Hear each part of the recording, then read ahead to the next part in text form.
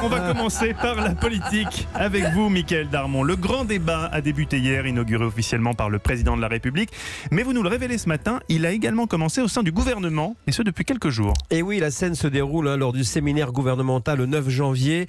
Après donc le Conseil des ministres, tout le gouvernement est amené donc à présenter son programme. Lorsque vient donc le tour du ministre du Budget Darmanin, il déroule sa feuille de route, la réforme de la fonction publique et de l'État comme prévu depuis l'année dernière. Et là, un ministre sort de ses gonds. Jean-Yves Le Drian prend la parole. Il faudrait peut-être arrêter les bêtises. On a déjà une crise sur les bras. On ne va peut-être pas y rajouter les fonctionnaires, s'est exclamé le ministre des Affaires étrangères. Et Le Drian rajoute, les agents de l'État ne sont pas forcément des technocrates. Ils sont aussi des aides-soignants, infirmières, douaniers, policiers, etc.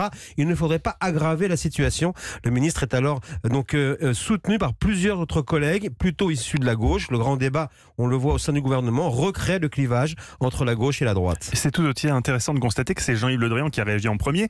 Est-ce un pas de plus vers une éventuelle nomination à Matignon? Alors il est vrai que certaines personnalités font campagne pour que Jean-Yves Le Drian soit nommé à Matignon. Lui, il réaffirme à ce stade qu'il n'en est pas question. En privé, selon nos informations, Le Drian se montre critique sur l'entourage présidentiel jugé déconnecté. De plus, le ministre le plus populaire du gouvernement considère que le balancier penche trop à droite. Pour l'instant, on sait que la politique est affaire de circonstances et de devoirs. Mais au sein du gouvernement et dans la majorité, l'idée d'un acte 2 du quinquennat circule avec insistance.